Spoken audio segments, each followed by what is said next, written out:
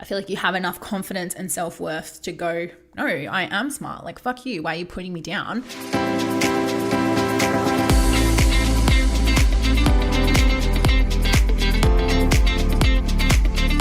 What's up, guys? Welcome back to another episode of the JD Remedy. Thank you so much for tuning in this week. Whoa! How is everybody? I'm having a great week so far. The sun is shining. It's a new day. What does that fish say on Finding Nemo? That's what I'm trying to get to. Whether in the fish tank. Aunt Flo, I think it is, or the starfish maybe that says it. I'm totally off topic. But yeah, the sun is shining. Obviously, that makes everybody in a little bit more of a better mood. Wow, English Jade. Yeah, I have felt a little bit unwell the last couple of days, but I think it's just, that time of the month. For some reason, I feel like I have the flu every time I'm due. So that's not fun. But yeah, everything else is going really well. I went and saw Gentlemen's Club on Friday night, which is a dubstep DJ group. I think that's how you explain what they are, on Friday night, and that was epic. I have not gone out and been that crazy in a very long time, but you can't see Gentlemen's Club and not go crazy. They are incredible. So that was a really fun night. I went out with my partner. Saturday was my grandparents' 63rd wedding anniversary. How crazy is that? And it was my granddad's birthday on the Sunday, so we all just celebrated together on the Saturday, but 63 years. Damn.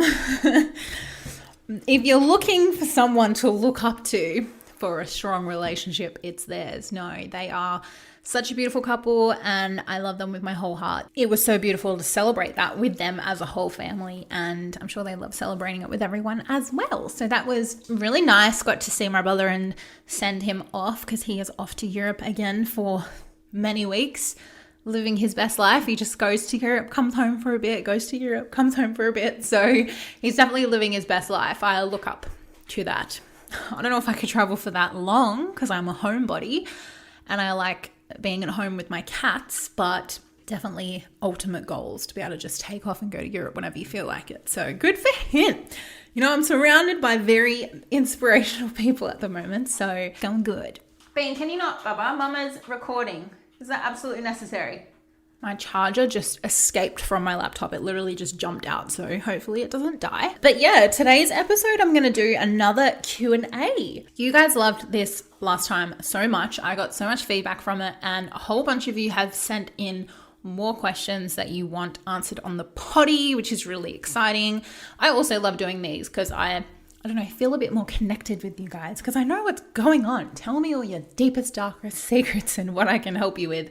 It's just nice to, in my opinion, I always like talking about my problems in hope that somebody else in the room or somebody that's listening to it is also going through that. And in a way, by having your questions answered, you're helping other people that may have questions as well. So I really like these Q&A sessions. If you can hear rustling, it's because my cat is chasing around like a Q-tip. That's what they're called, the things, around the room. And it's very annoying and distracting, but he's happy, so I don't want to stop him. So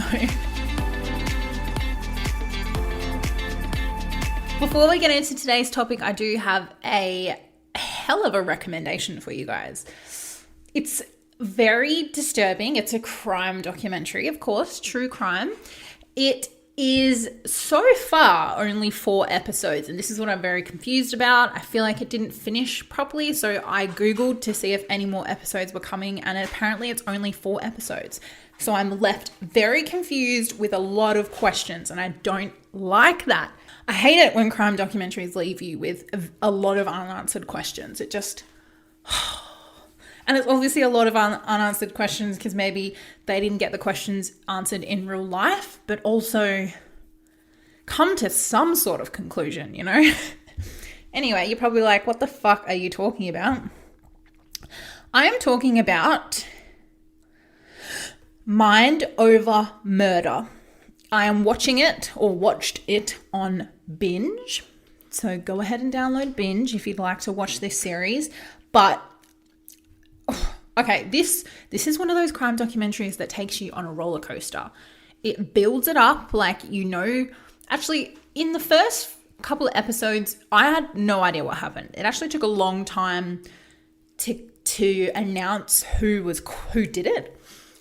And it wasn't because it was boring or slow. It was just, it was hard for them to build the case. They were like, we have no fucking idea. The police were gobsmacked and the sheriffs and everyone was like, I have no idea. So let me explain what it's actually about. I feel like I'm jumping the gun here. So it's about the Beatrice 6. Oh, 6 episodes. Fuck yeah, there's actually more. I just realized there's 2 more episodes. That makes so much sense. Is about the bizarre and psychologically complex story of 6 individuals who were convicted for the 1985 murder of a beloved 68-year-old grandmother, Helen Wilson, in Beatrice, Nebraska. So this is obviously a true story. So they based the documentary around the whole case, the court proceedings, and these 6 individuals that were arrested and sent to jail. Spoiler alert. Spoiler alert if you want to watch it. Probably skip forward maybe 5-10 mignolas because I'm going to share my opinion on what was shared and what came to light. So the thing about this crime documentary was normally when they show real pictures from the crime scene, a lot of it's blurred for sensitivity reasons for the family and the deceased. The crime scene documentaries are blurred or you can't see a lot properly. This was very in your face. They showed you the images plain sight. You couldn't see her face, obviously, how she was killed. She had, one of them had tied like a scarf or something around her whole face, so you can actually see her face. So maybe that's why they showed the images. But this poor woman was sexually assaulted twice, beaten up really badly. She had broken ribs, a broken jaw, and they had tied something around her neck. So she was asphyxiated and she had something tied around her face. And that's how she was found. And I think it was her daughter and someone else was over her house for like a late night coffee catch up. They normally went around there in the evenings just to like catch up, check on her.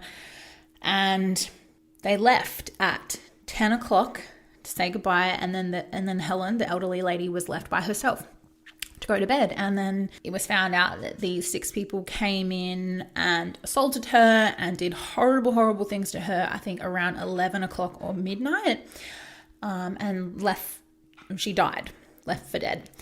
And this whole case was just very interesting with how they actually came to arrest these people, how they found out, because there were no clues. For some reason, like they didn't find anything with DNA, like they couldn't match anything.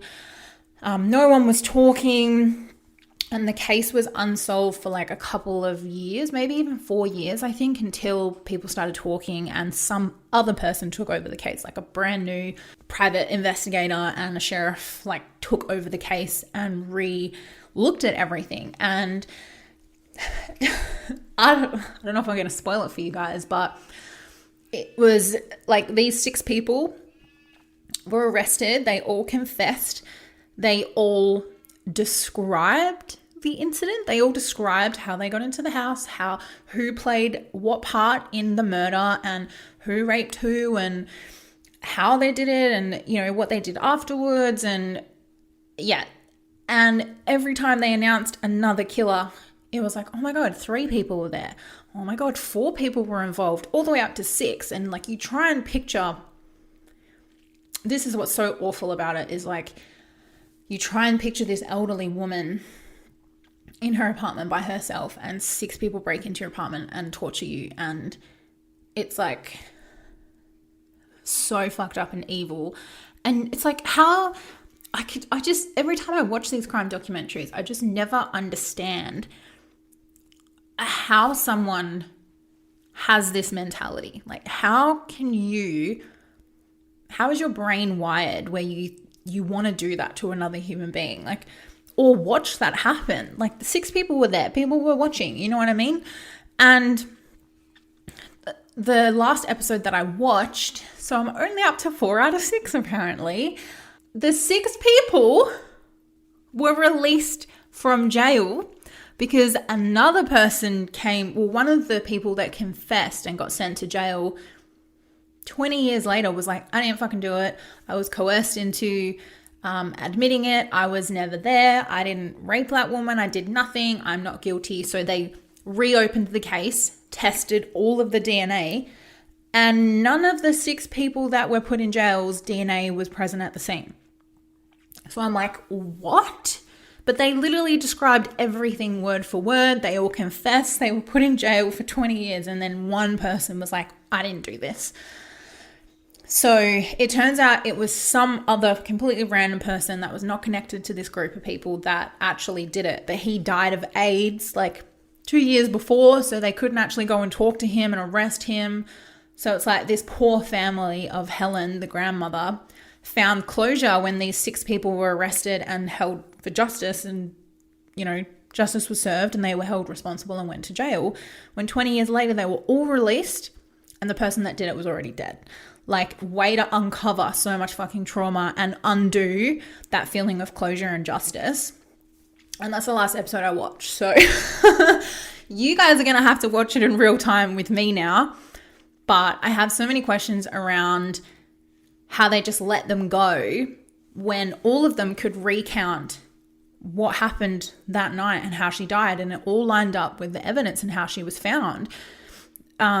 Just because your DNA is not present doesn't mean that you weren't there. Do you know what I mean? Like, definitely the DNA from the sperm that they found definitely identified that this one individual was the one that sexually assaulted her. But the other people could have beat her up, could have suffocated, could have watched, like could have entered, breaking and entering. Like, why would you just release them from jail? And that's the question I have after episode 4. So I hope there's more coming because I have so many questions unanswered. But this was definitely a very binge-worthy crime documentary because the details were so good, so specific. And it always makes it more interesting to watch when it's like such a fucked up crime. I know that sounds horrible, but it's just really interesting because the minds of these criminal people that do such horrible thing like fascinates me.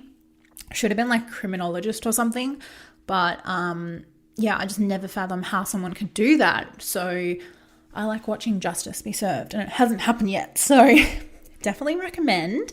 Maybe next week we can talk about how it ends because there's no closure yet. So go ahead and watch that on binge. You're welcome. Message me and let me know what you think about it. Let's get into today's episode. What's the shelf life of a text message you've sent to someone? When would you write the message off as a no reply? That's actually pretty tough. I think it depends who they are, how long you've known them, and what you were talking about. I'd say a couple of days though. Like, any more than that, it's like, have you died or have you ghosted me? I mean, if there's someone that was known to you as, they just take forever to reply, then give it a couple of days. If you're someone that was texting back and forth all day, every day, and then they just stop, I'd probably give it like a day or 2. But I'd be very concerned. My first initial response would be like, have you died? I know obviously it would depend on what they do for work as well. Like, I've had a lot of people in my life, romantically and friends, family, whatever, that do FIFO. So I know they probably are on their phone once a day, every fucking 16 hours. So yeah, it really depends who you're talking to, what the conversation was. Did you ask them a question and then they ghosted you? Like, that's kind of like, if it's out of character that they're not replying, probably a couple of days. And I wouldn't just be sending one text message and waiting 2 days. I'd be like, yo, you alive? You're going to reply? Pick up the phone and call them. Do you know what I mean? Okay. This is a long one. Going through a divorce, obviously the relationship was pretty toxic and at times emotionally abusive. We have 2 kids together. During our relationship, my father passed away and left me money to buy a house. His parents helped cover costs of renovating. Our current agreement is that I can keep the house in lieu of child support or financial responsibility. Financially, the cost of child support would be more in the long run, but I'd rather keep the house and not go through a court battle to decide who keeps the house and face having to sell. This house, although it's a dump, is sentimental because it was my dad's wish for me to buy with my inheritance.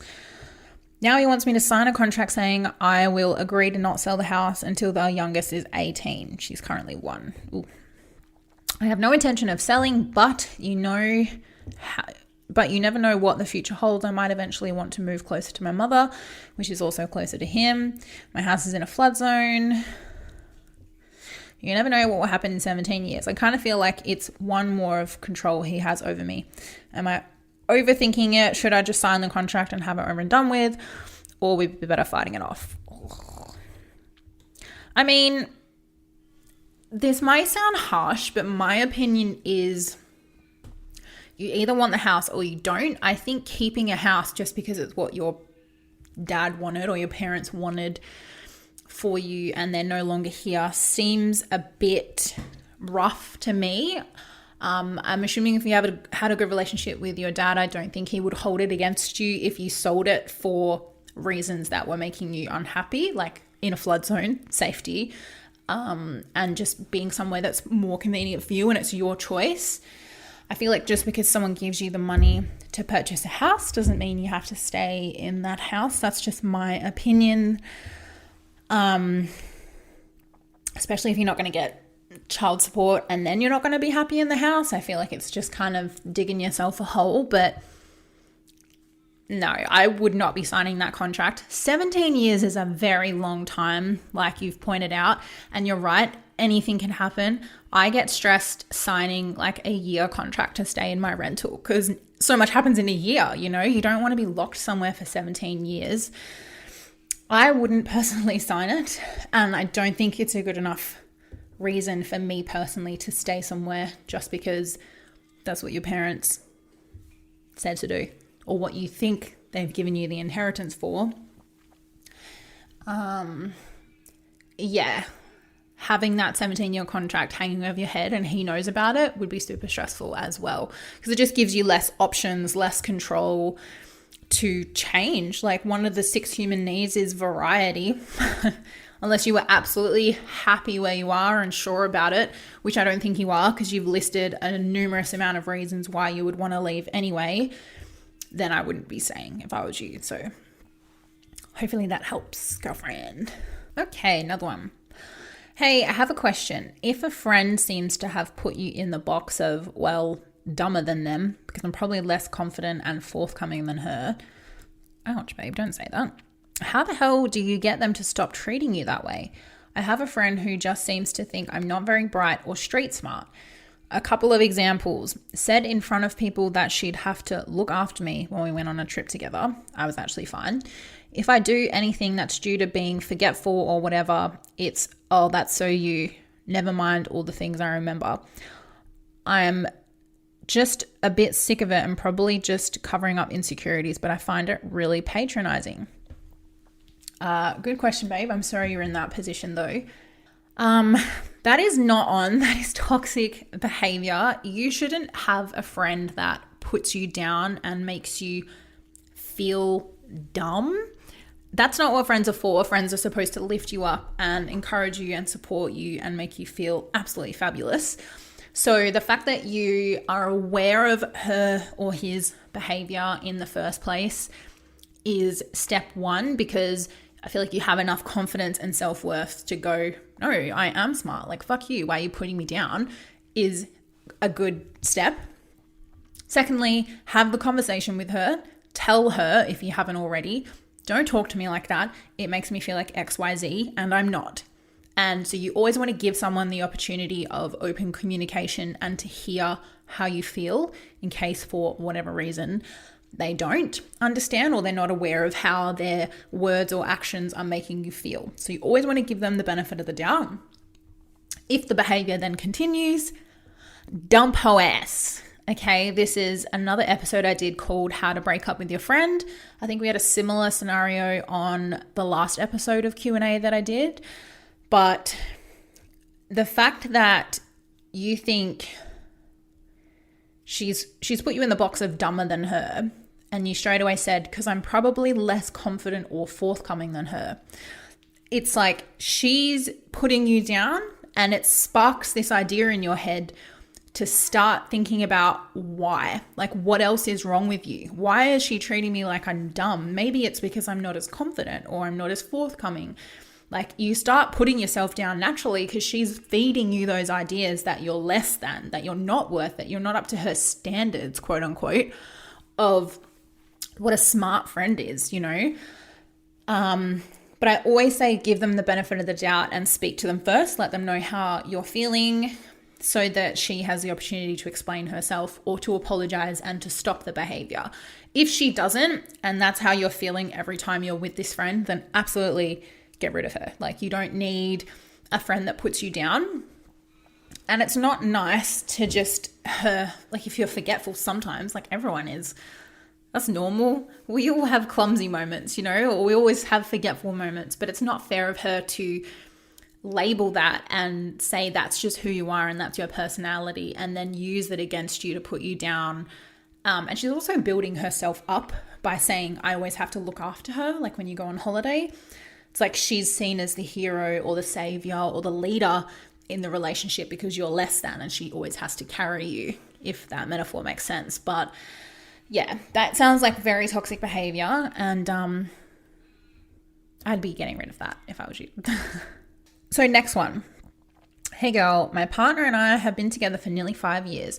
He's Asian and I'm Australian. He's Christian and I'm not. His family are in Asia, mine are here. I have never met his family and they do not speak English. My family are dysfunctional and do not like him. Racist. Oh, okay. He does not think these differences matter as long as we love each other. I am concerned that love not be enough as life continues to get harder. Mortgages, children, etc. I'm getting to the stage where I believe we need to think about the next steps, and I'm incredibly concerned about raising children together, getting married, etc. Something I wasn't really thinking about at 24. I liked him and nothing else mattered.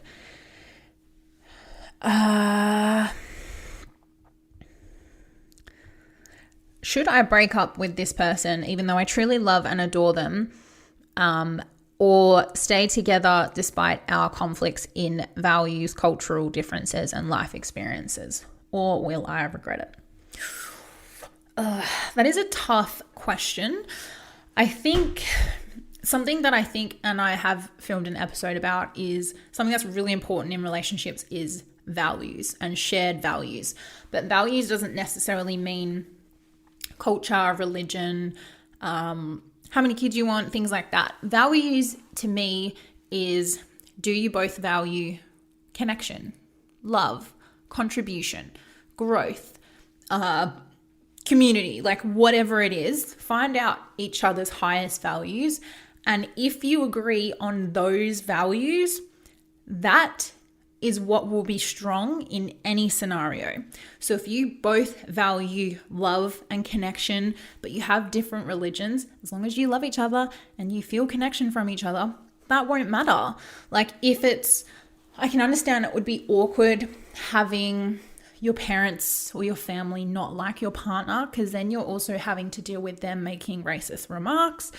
But then it's also like, do you want to hang around your family if they're racist about your partner? Like, I'd be kicking them out of my life if they were like that. But yeah, maybe your family doesn't align with your values anymore. You know, you're allowed to say that. If you value,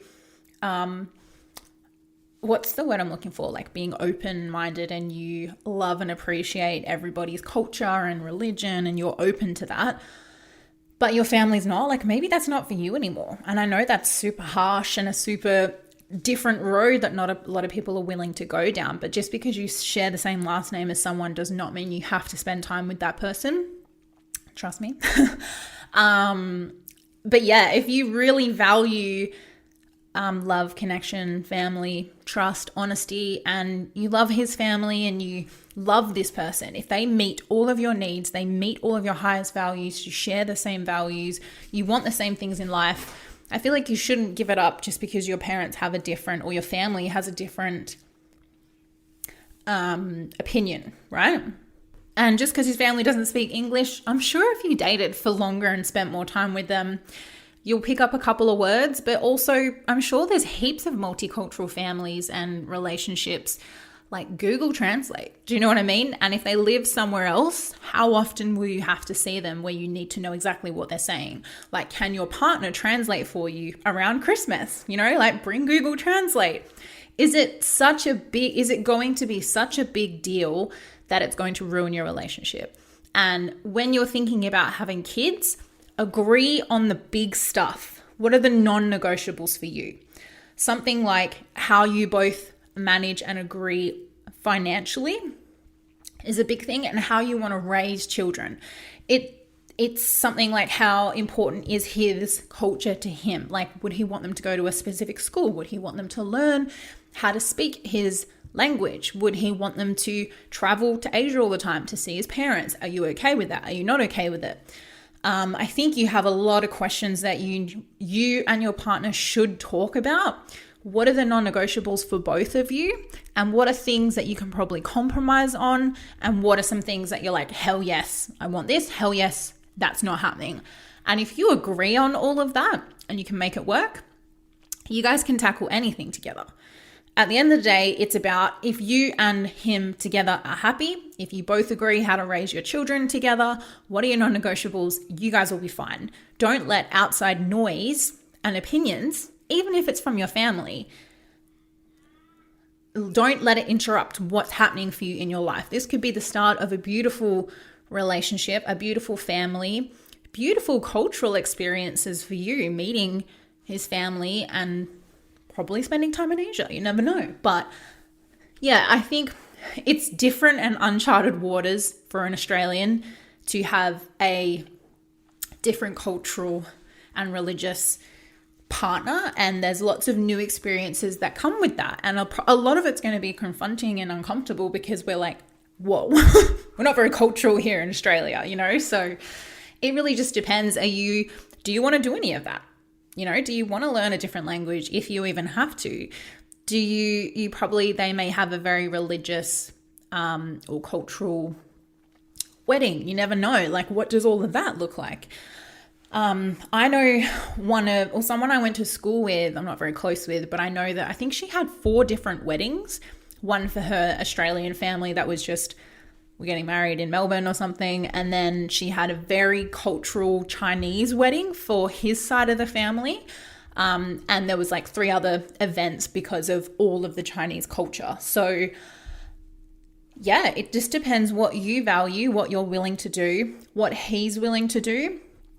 And you guys are going to be in this together. If you feel like this is something you're willing to do together, then it'll work. You know, do you feel like he's got your back when the family might butt in? Do you feel like you've got his back when your family tries to have their opinion when it's not needed? You know, it really just depends. But I really wouldn't be throwing away anything you have with him if you feel like it's worth the distance, if it's going to go the distance, if you love each other, 100% stick up for that love. Yeah, it'll just be really different and open your eyes to a lot, but it's not that's not a bad thing. That's a good thing, you know? So it just depends what you want to put up with and what you're willing to try or not try. And yeah, I think this is going to be a lot of questions for both of you, but it's important you two have that conversation. You know, what's the family's expectations? Not that matters, but religious things can be very important for some families. So just have the conversation with each other and see where you land. I don't know if that helps. I haven't had a lot of experience with that kind of stuff, but that's what I would think about. Okay, this is the next one. We'll do this as the last one. Hey babe, I've just broken up with my partner of 2+ years. I just wasn't happy anymore. This is still hard for me to leave someone that you still love. Obviously feeling pretty hopeless right now. The classic, am I running out of time question springs to mind. I'm only 22 and I have to remember that. Worried that I'll amount to nothing without him, but still have enough reasons to leave. Oh, babe, I feel you. I think every 22-year-old or mid-20s goes through this midlife crisis of, you know, if I break up with them, I'm not going to find anyone else. I'm running out of time. And never, ever settle. Never settle for the fear of ending up alone or not finding anyone else or running out of time, those natural anxieties or insecurities that come up, never settle. I'm assuming you had a gut feeling and very good intuition of why you should leave, and you honored that. It must have been, like you said, really hard to leave this person. You obviously still love them, but you valued yourself. You valued yourself enough to say, this isn't what I want. I deserve better. I want something different. And it would have been really courageous to end that relationship. So never go back on what you have honored. Like, you need to honor that decision for yourself, even though in the early stages of the breakup or after, it's very natural to reconsider or float the idea of what if. The running out of time, obviously, you're 22. I've had these feelings up until now and I'm 29. Like, I don't think they ever go away.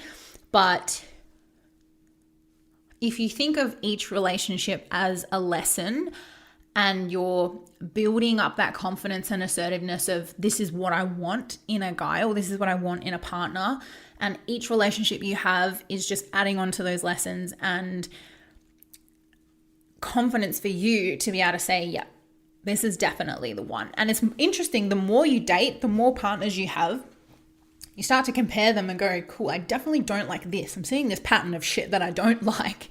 Now I know to look out for it in a new partner. Or it's interesting, a lot of my ex-boyfriends have had X, Y, and Z characteristics that I really like and I really value. So take it for what it was, appreciate everything he taught you and what it taught you about yourself.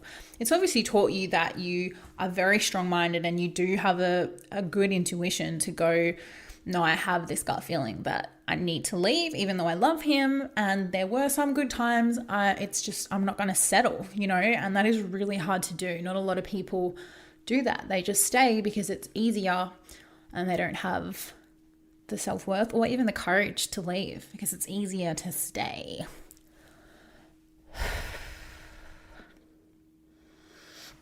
I just want to bring to the attention that you said, I'm worried that I'll amount to nothing without him. That is very hurtful to say and to hear. I'm interested, if I was coaching you, I would be asking you what he does or what he makes you feel about yourself where you couldn't achieve that or feel that without him. And because we all know that's not true. You would amount to amazing things by yourself without him. But what is it that you're attaching to him that equals success, that equals happiness, to that equals the epiphany of greatness, the opposite of amount to nothing, whatever you want to call that. That's what I'd be asking you. Like, what are you attaching to him? And what are you fearful of happening without him? What is that really showing you that you believe to be true now that you don't have him? Like, what are you afraid of? What's coming out? Ooh, what's surfacing for you? I'd be very interested to uncover that for you. Hit me up. You can jump on the podcast and we'll do a coaching session. Really strong language though. Worried that I will not amount to anything without him. That's tough. That's tough to associate your worth and your success to another person, because it's up to you. We are the only people that are in control of that, and all of us are worth that. So to put that in connection with someone else is definitely going to hold you back. So there's some stuff you got to work through there for sure. I am available. Just hit me up.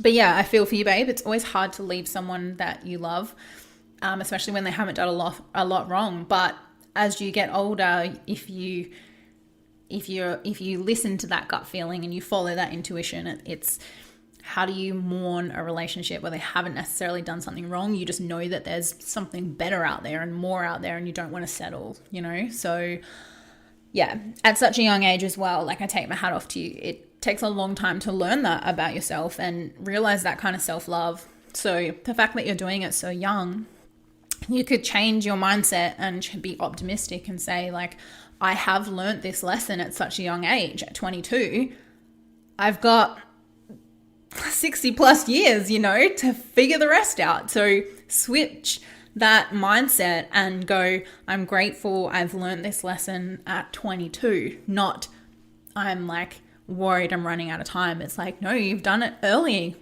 You've done it early enough to understand and put those boundaries up for the next person that you go on a date with, or the next people that you meet. So claps for Anonymous. But hit me up, babe, seriously, in the DMs. Let's have a chat. Okay, guys, I'm going to leave it there. I hope you all have a fantastic week, and I can't wait to hear from you guys the next time we do a Q&A. If you listen to this episode, please share it on your Instagram and tag me. Let me know what your biggest takeaways were. Don't forget to jump into the Facebook group where we share this episode, and you can let me know any questions or thoughts you have. I love connecting with you guys. So just follow me on my Instagram, which is Jade Delpup, and everything will be in my bio, in the link. Give me a follow. Let's connect. Let's have a chat. And always send me more questions. If you have some questions, you need some help, let me know in the DMs. And if you'd like a free coaching session, if you've got some stuff on your mind, girlfriend, I'm here to help. So hit the link in my Instagram bio and book your free session. But other than that, I will see you guys next week. Bye. Bean. Miko said goodbye. Bye, guys.